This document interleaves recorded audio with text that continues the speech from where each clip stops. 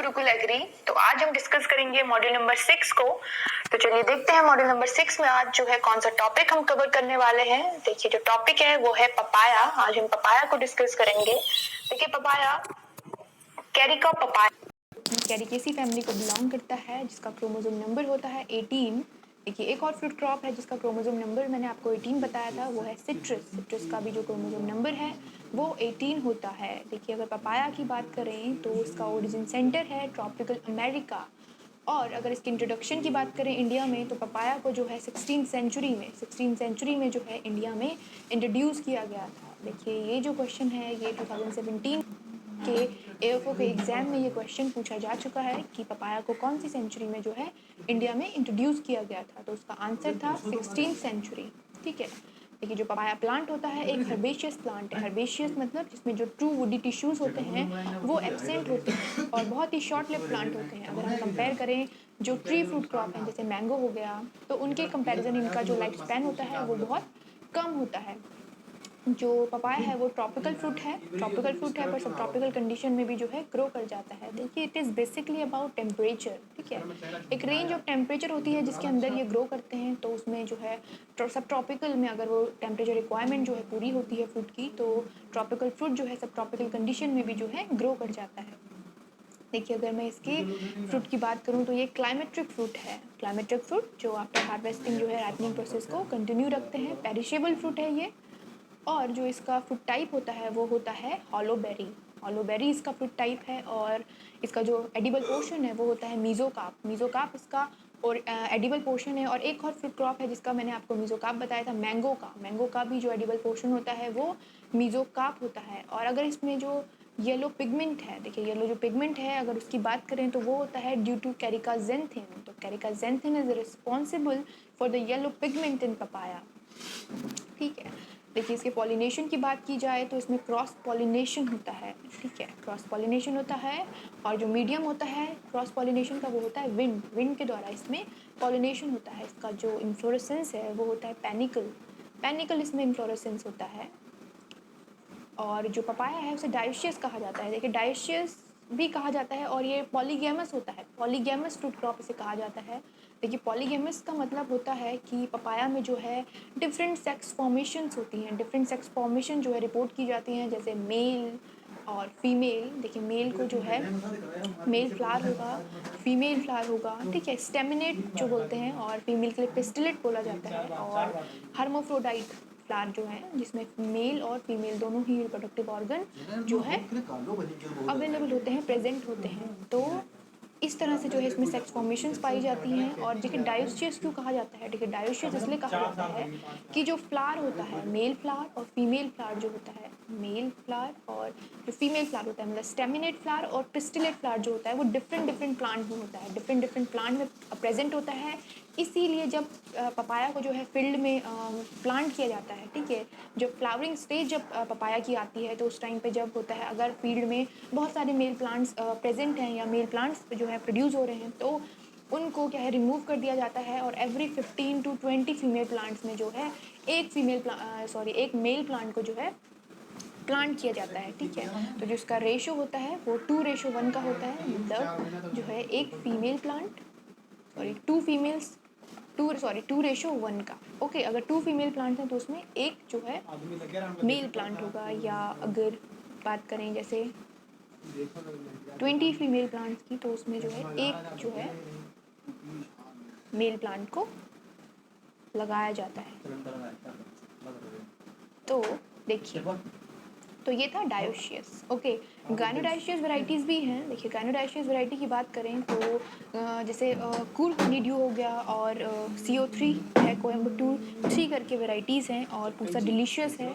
तो ये सारी जो वैरायटीज़ हैं ये गाइनोडायोशियस वैरायटी है। गाइनोडायोशियस का मतलब होता है ये पिस्टलेट फ्लावर के साथ साथ जो है परफेक्ट फ्लावर, मतलब हर्मोफ्रोडाइट फ्लावर भी प्रोड्यूस करती है।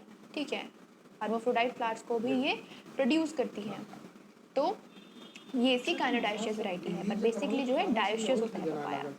तो ये इसका सेक्स फॉर्मेशन है, जो आगे हम थोड़ा डिटेल में वैरायटीज़ में जानेंगे कि किस तरह से जो है कौन कौन सी वैरायटीज़ हैं जो डायोशियस हैं और गाइनोडायोशियस हैं। ठीक है, तो ये था सारा पपाया के बारे में। और नेक्स्ट इसका देखते हैं एरिया एंड प्रोडक्शन। देखिए जो पपाया है, इंडिया जो है पपाया का वो लार्जेस्ट प्रोड्यूसर है वर्ल्ड में। इंडिया में जो है सबसे ज़्यादा जो है पपाया ग्रो किया जाता है, प्रोड्यूस किया जाता है। और जो पपाया क्रॉप है इसे रिम्यूनरेटिव क्रॉप कहा जाता है। रिम्यूनरेटिव का मतलब होता है जो इसका पर यूनिट जो इसका ईल्ड होता है बहुत ही हाई होता है, ये बहुत ही हाई रिटर्न देता है आफ्टर बनाना। ठीक है, बनाना भी जो है रिम्यूनरेटिव क्रॉप है कि पर हेक्टेयर की जो इसका रिटर्न होता है, ईल्ड होती है, वो ज़्यादा होती है। तो आफ्टर बनाना इसका सेकेंड पोजिशन में ये है, आफ्टर बनाना।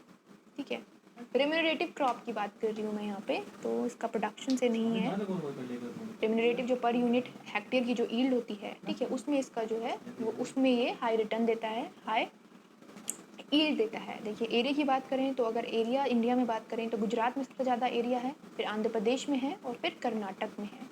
अगर आप पहले की डेटा की बात करें जो 2002 या 2001 का डेटा होगा तो उसमें जो है कर्नाटक सबसे ज़्यादा एरिया और प्रोडक्शन जो है कर्नाटक में हुआ करता था। पर अब जो न्यू डेटा है 2016 का, ठीक है, 2016 और 17 का, उसके अकॉर्डिंग जो है गुजरात जो है एरिया में से आगे है, फिर आंध्र प्रदेश और फिर कर्नाटक। ठीक है, प्रोडक्शन की बात करें तो आंध्र प्रदेश सबसे आगे है, गुजरात सेकंड नंबर पे है, कर्नाटक थर्ड नंबर पे है। ठीक है, और प्रोडक्टिविटी की बात करें तो तमिलनाडु प्रोडक्टिविटी में आगे चल रहा है, देन आंध्र प्रदेश और फिर है तीसरे नंबर पे तेलंगाना स्टेट। तो ये इसका जो है इंडिया में प्रोडक्शन है, एरिया एंड प्रोडक्शन। देखिए अगर एक्सपोर्ट की बात की जाए तो इंडिया जो है एक्सपोर्ट करता है बनाना को यूनाइटेड अरब इमारेट में, यूएई में, फिर करता है सऊदी अरेबिया में और फिर करता है नीदरलैंड में। ठीक है, तो इन 3 कंट्रीज़ में जो है ये पपाया को जो है एक्सपोर्ट करता है इंडिया। ठीक है, देखिए ये डेटा जो है थोड़ा इंपॉर्टेंट हो जाता है। अगर पिछले साल का जो अगर हम एएफओ का एग्ज़ाम देखें तो उसके अकॉर्डिंग जो है ये जो एक्सपोर्ट वाला डेटा है थोड़ा इंपॉर्टेंट है, इसलिए यहाँ पे मेंशन किया गया है, तो इसे ध्यान में रखिए आप। चलिए नेक्स्ट बात करते हैं क्लाइमेट की। देखिए जो पपाया होता है वो लेस देन 40 डिग्री के सेल्सियस में ग्रो हो जाता है। लेस देन 40 डिग्री सेल्सियस में जो है पपाया ग्रो हो जाता है, बट कुछ कंडीशंस होती हैं कि जैसे अगर अब मैं बात करूँ अबव 35 डिग्री सेल्सियस की, तो 35 डिग्री सेल्सियस के ऊपर जो फीमेल फ्लावर्स होते हैं, ठीक है, वो उनमें स्टेरिलिटी जो है रिपोर्ट की जाती है, वो स्टेराइल हो जाते हैं, मतलब they are dysfunctional above 35 degree Celsius. तो जो इसके लिए आइडियल टेम्परेचर है वो है 25 टू 30 डिग्री सेल्सियस के लिए आइडियल टेम्परेचर है। मतलब इस टेम्परेचर की रेंज में जो है जो पपाया है बहुत ही अच्छी तरह से जो है ग्रो कर जाता है। ठीक है, इसलिए इसको आइडियल टेम्परेचर बोला जाता है। और अगर ऑप्टिमम की बात की जाए, मतलब एक रेंज की बात की जाए, तो 30 टू 35 डिग्री सेल्सियस जो है इसके लिए ऑप्टिमम टेम्परेचर होता है। ठीक है, आइडियल और ऑप्टिमम में थोड़ा डिफरेंस होता है। ठीक है, तो ये इसका जो है टेम्परेचर रेंज है। अगर देखिए टेम्परेचर जो है लेस देन 10 डिग्री सेल्सियस जाता है तो राइटनिंग में जो है डिले होता है, राइटनिंग डिले होती है पपाया की। तो ये जो है जो टेम्परेचर है लेस देन 10 डिग्री सेल्सियस जो है राइटनिंग के टाइम पे नहीं जाना चाहिए।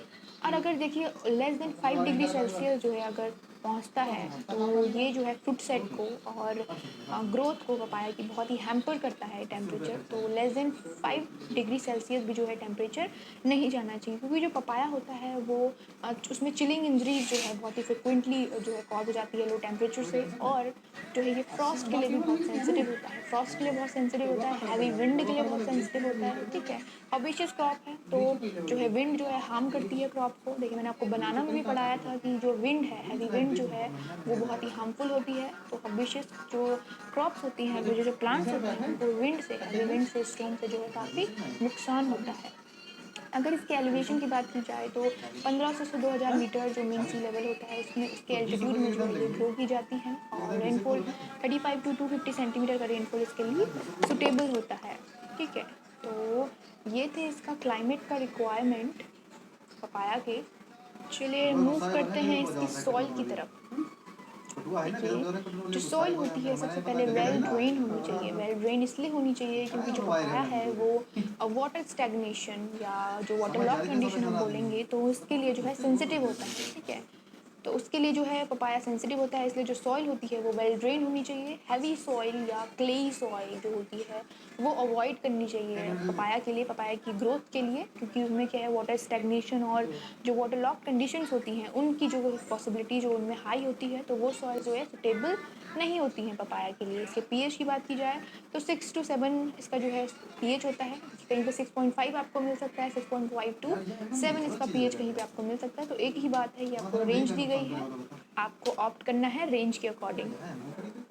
देखिए जो सॉइल सैलिनिटी होती है उसके लिए भी जो है पपाया सेंसिटिव होता है, तो जो सॉइल है जो सैलिनिटी है वो भी जो है पपाया को बहुत ही हैम्पर करती है, हार्म करती है। तो सॉइल सैलिनिटी जो है वो भी जो है पपाया के लिए सही नहीं है। तो जो सॉइल है जैसे सैंडी-लोम सॉइल हो गया, सैंडी-लोम सॉइल हो गया, और जैसे लोमी सॉइल्स होती है जो, तो वो जो है सुटेबल्स होती हैं जिनमें ड्रेनेज का कोई प्रॉब्लम नहीं होता। ठीक है, अगर क्ले सॉइल की बात की जाए तो ये सुटेबल नहीं है पपाया के लिए। तो ये थी इसकी सॉइल्स, क्लाइमेट और सॉइल की रिक्वायरमेंट्स। तो चलिए मूव करते हैं नेक्स्ट स्लाइड में। देखिए पपाया जो होता है इसकी प्लांटिंग की अगर बात करें तो पपाया जो होता है वो जैसे जून अक्टूबर में या जनवरी मार्च में जो है इसमें साउथ में लगाया जाता है। ठीक है, जो यूजुअल टाइम है जो जून अक्टूबर और जनवरी एंड मार्च में। ठीक है, इन साउथ, अगर साउथ की बात की जाए तो साउथ रीजन में ये इस टाइम पे ग्रो किया जाता है। ठीक है, और इसको जो है हैवी रेनी सीजन में या जब रेनी सीजन होता है उस टाइम पे जो है प्लांटिंग इसकी अवॉइड की जाती है उस टाइम पे। अगर सीजनल की बात करें, सीजन की बात करें तो देखिए स्प्रिंग सीजन में जो है फरवरी मार्च में जो है पपाया को ग्रो किया जाता है। स्प्रिंग सीजन फरवरी, देखिए नाम से पता चला है जो स्प्रिंग सीजन है वो फरवरी मार्च से ही स्टार्ट होता है, जब फ्लावरिंग जो है प्लांट्स में स्टार्ट होती है। तो स्प्रिंग सीजन फरवरी मार्च। मॉनसून, देखिए नाम से मॉनसून का पता है, जून जुलाई में जो है मॉनसून स्टार्ट हो जाते हैं। और ऑटम, देखिए ऑटम का जो मंथ्स होते हैं वो है अक्टूबर नवंबर। तो ये तो जो प्लांटिंग टाइम है वो आपको नाम से याद रहेंगे। तो यूजुअली जो टाइम होता है देखिए जो जून अक्टूबर मैंने आपको बताया या जनवरी मार्च, तो यूजुअल अगर टाइम है तो ये टाइम जो होता है पपाया का प्लांटिंग टाइम होता है। और साउथ में भी जो है इसी टाइम पे जो है पपाया को ग्रो किया जाता है। तो देखिए पपाया जो है थ्रू आउट द जो एयर है पपाया वो फ्लावरिंग और फ्रूटिंग करता है, कोई पर्टिकुलर सीजन नहीं है। आप देखते हैं मार्केट में भी आप देखेंगे कि जो पपाया है अवेलेबल रहता है through out the air, market में अवेलेबल होता है। अदर जो फ्रूट क्रॉप है उसके कंपैरिजन, जैसे मैंगो होता है अगस्त तक या एंड ऑफ अगस्त तक जो है अवेलेबल रहता है मार्केट में, तो उसी तरह से जैसे पपाया है वो थ्रू आउट द एयर आपको मार्केट में मिलेगा, और थ्रू आउट द एयर ही जो है इसमें फ्रूटिंग और फ्लावरिंग होती है। तो ये इसका एडवांटेज होता है। ठीक है, तो ये थी इसकी प्लांटिंग।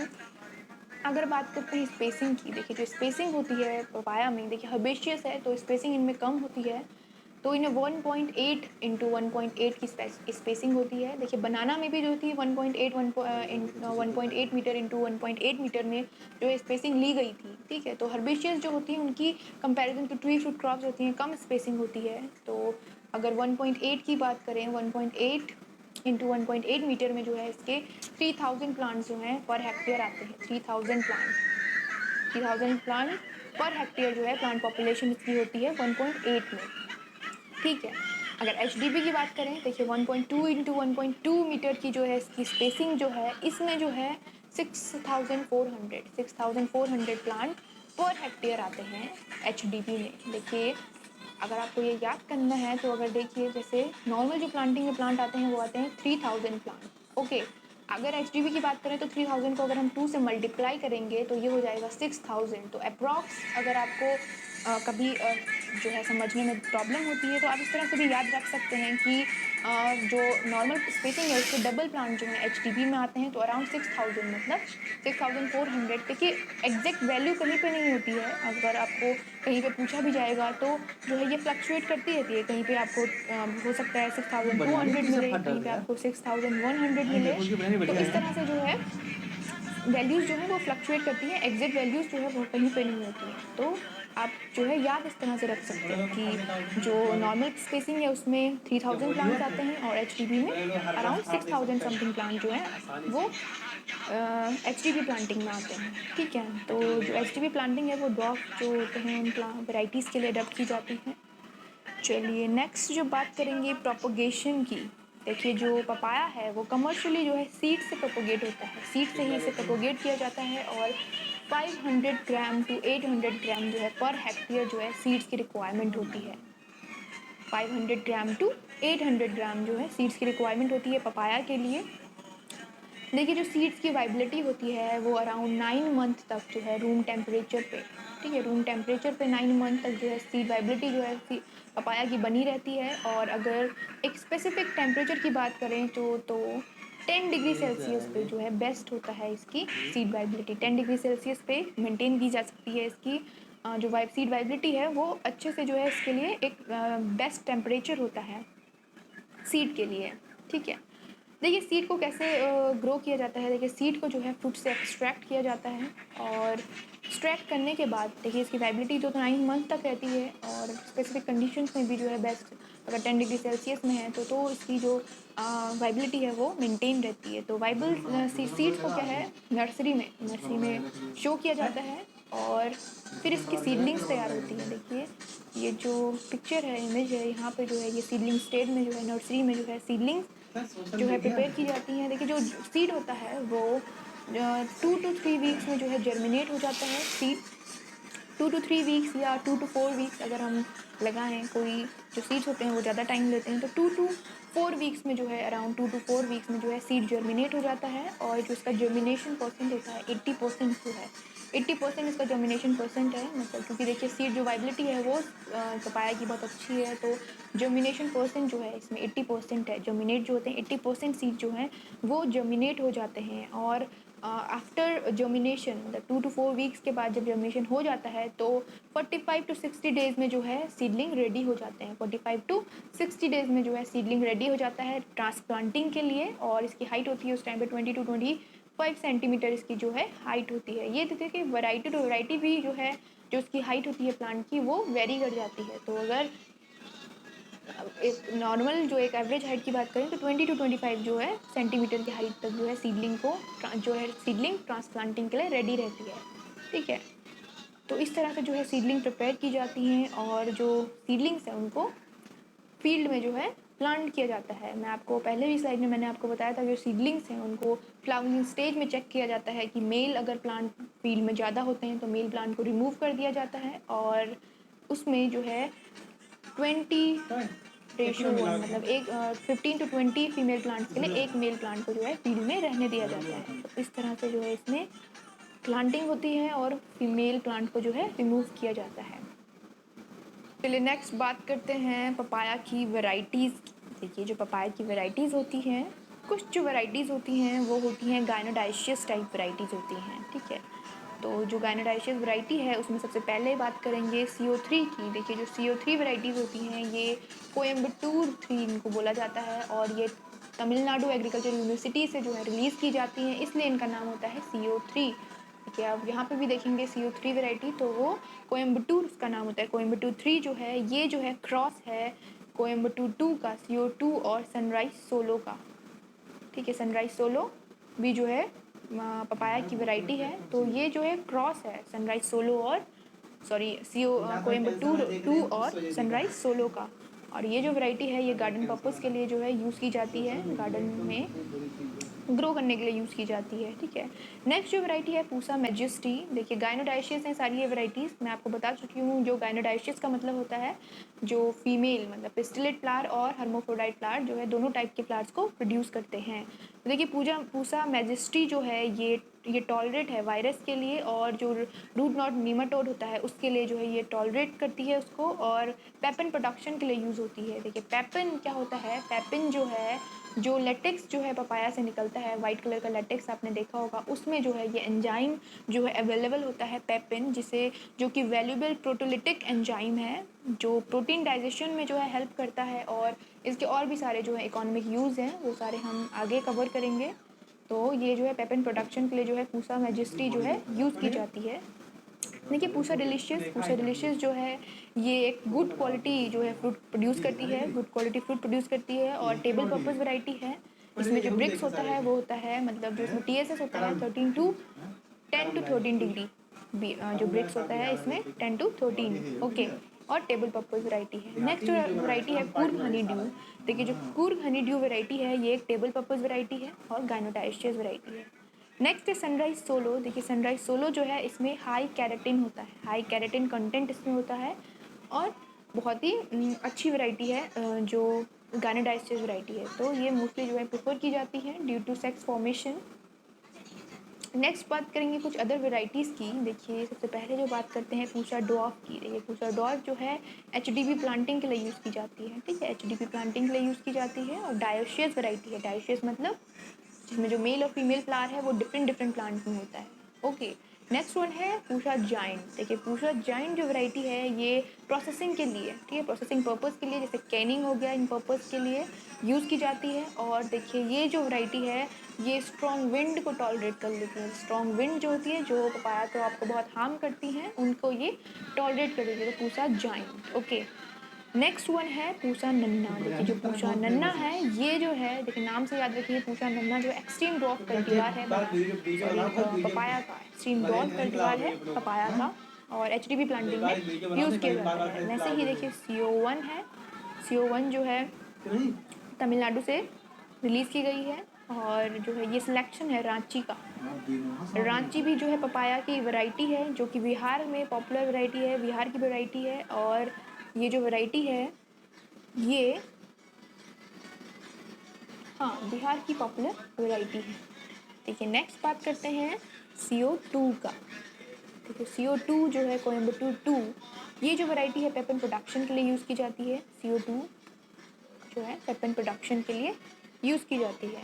नेक्स्ट जो है CO5 कोयम्बटूर 5 जो है ये है सिलेक्शन फ्रॉम वाशिंगटन। देखिए ये वाशिंगटन वैरायटी है, इसका सिलेक्शन उसका सिलेक्शन है वाशिंगटन का, और पेपन प्रोडक्शन के लिए जो है ये यूज़ की जाती है, ठीक है। अच्छा पेपन प्रोडक्शन देती है, अराउंड 14 to 15 ग्राम पर फ्रूट जो है इससे इसका पेपन प्रोडक्शन होता है, और पेपन एक्सट्रैक्शन के लिए बहुत ही सुटेबल वैरायटी है। नेक्स्ट जो वैरायटी है वो है वॉशिंगटन। वॉशिंगटन वैरायटी है, ये एक टेबल पर्पस वैरायटी है, टेबल पर्पस वैरायटी है, और गुड कीपिंग क्वालिटी जो है इसकी होती है वॉशिंगटन की। सोलो की बात करें तो सोलो जो है एक गायनोडाइशियस कल्टीवार है, गायनोडाइशियस है और टेबल पर्पस, ठीक है।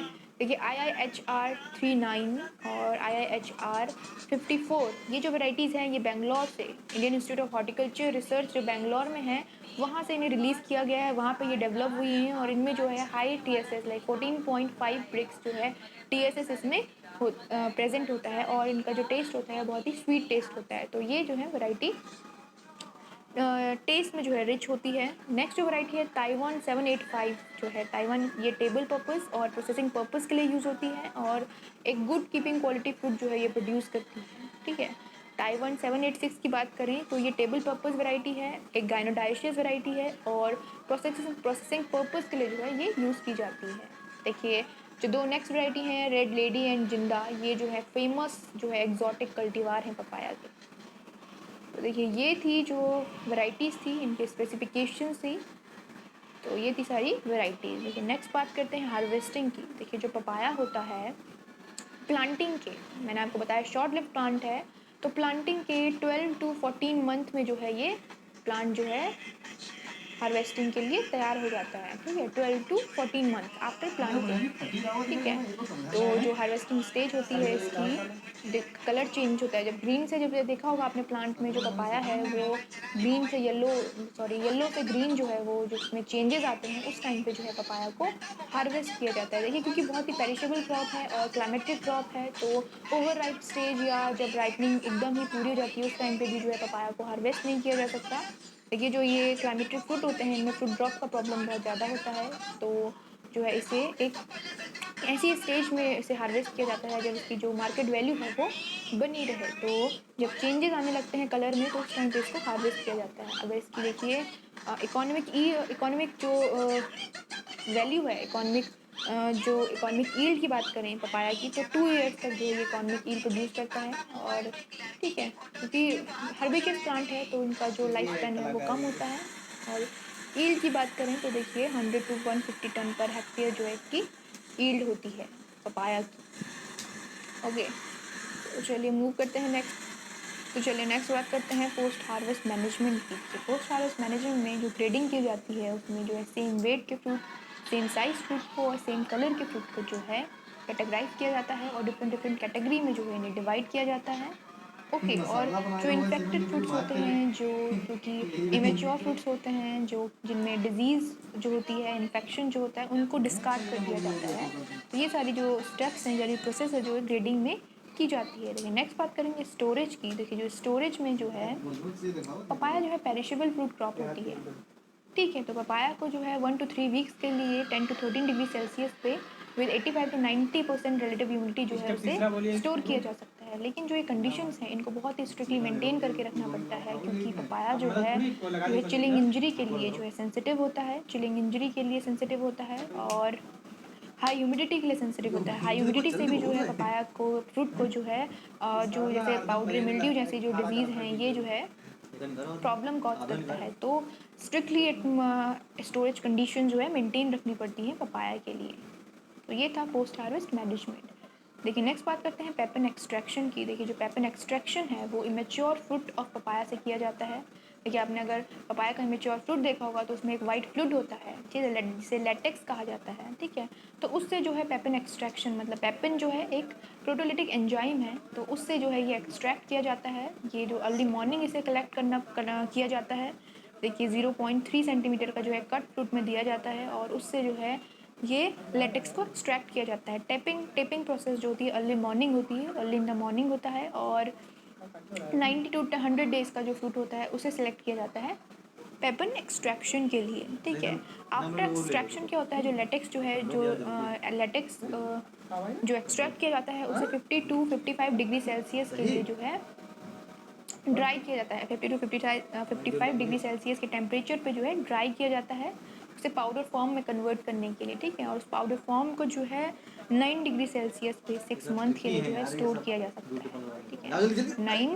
9 डिग्री सेल्सियस में 6 मंथ के लिए जो है उसे स्टोर किया जाता है। देखिए जो पेपन है एंजाइम जो है, वो उसकी इकोनॉमिक वैल्यूज़ हैं। देखिए उसे मीट टेंडराइजेशन में उसे यूज़ किया जाता है, लेदर इंडस्ट्री में वो यूज़ होता है, और च्युइंगम मैन्युफैक्चर में उसे यूज़ किया जाता है। और जैसे च्युइंगम मैन्युफैक्चर हो गया, और डेंटल प्रिपरेशंस हो गई। देखिए डेंटल प्रिपरेशन में भी जो है वो यूज़ किया जाता है। तो इसलिए जो है उसकी इकोनॉमिक वैल्यूज़ हैं, और इसे पेपन से जो है, सॉरी, पपाया से जो है एक्सट्रैक्ट किया जाता है। तो ये था पपाया जो हमने डिटेल में डिस्कस करा। I hope you guys will understand it as well. तो चलिए मिलते हैं नेक्स्ट टॉपिक में। तो very soon will discuss the next topic. तब तक आप देखिए पपाया को समझिए, और keep studying, keep working hard. तो थैंक यू सो मच।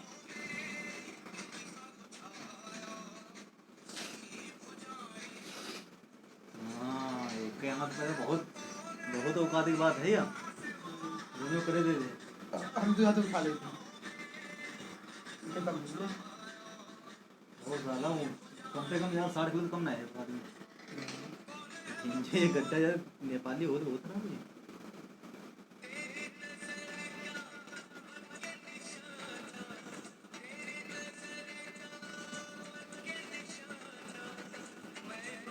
भाई इसे काम करते मशीन में।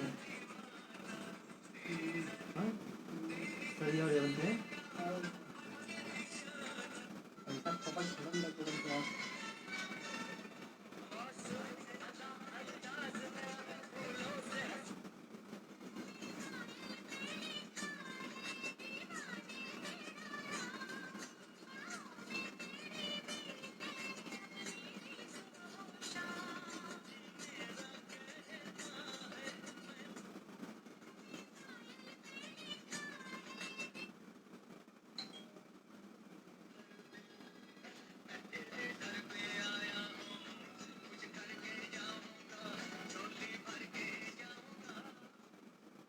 अब तो सर्व में फाड़े पाएंगे तो पाऊँ।